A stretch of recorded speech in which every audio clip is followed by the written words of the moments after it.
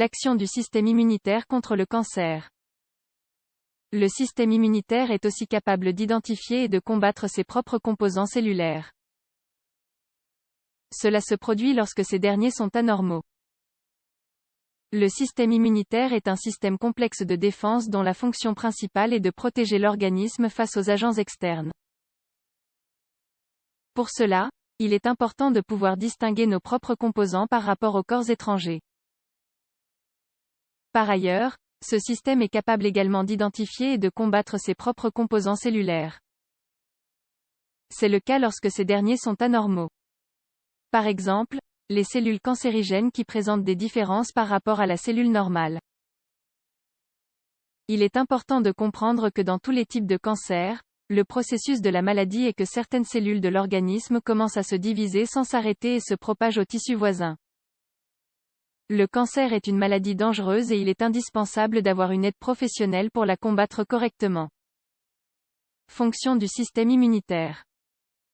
En plus de reconnaître et de combattre les cellules tumorales, le système immunitaire dispose également d'autres moyens pour les empêcher de se manifester.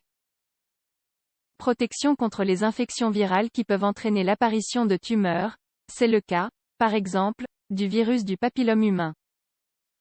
En outre, il possède un grand potentiel mutagène, de sorte que son infection peut altérer le matériel génétique des cellules combat en éliminant les agents pathogènes externes. Lorsqu'il y a une infection, le corps réagit en développant une inflammation autour de celle-ci. Cependant, cette inflammation doit être résolue efficacement car cet environnement peut parfois générer l'apparition de tumeurs. Identification et élimination des cellules cancérigènes à l'aide de marqueurs spécifiques, les antigènes de surface. Mais, comment le système immunitaire reconnaît-il les cellules cancérigènes? La réponse se trouve dans les protéines de surface présentes dans toutes les cellules. Elles se nomment antigènes de surface. Les antigènes de surface des cellules tumorales sont différents de ceux des cellules saines. Ainsi, les cellules du système immunitaire peuvent identifier ces antigènes et détecter quand ils correspondent à une cellule mutante. D'autre part, les cellules immunitaires capables d'accomplir cette tâche de reconnaissance sont les lymphocytes T. Ces lymphocytes T possèdent un ensemble de récepteurs qui détectent les antigènes de surface. L'action du système immunitaire contre le cancer. La réaction du système immunitaire face au cancer commence avec la reconnaissance des cellules mutées, grâce aux antigènes de surface mentionnés auparavant. Ces antigènes sont examinés par les lymphocytes T présents dans les ganglions lymphatiques. Ensuite, les lymphocytes T subissent une série de changements et deviennent actifs. Cela leur donne la capacité de se déplacer et de voyager dans les vaisseaux sanguins. Grâce à cela, les lymphocytes atteignent la tumeur en étant dirigés par des gradients de concentration de certaines molécules de signalisation. Une fois qu'ils sont arrivés à la tumeur, ils s'infiltrent dans cette région dans le but de l'attaquer. Ils identifient alors les cellules tumorales qui présentent certaines protéines à leur surface, puis procèdent à leur destruction.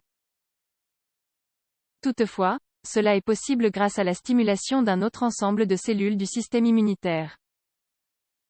Par exemple, les cellules natural killer, NK, ou les macrophages.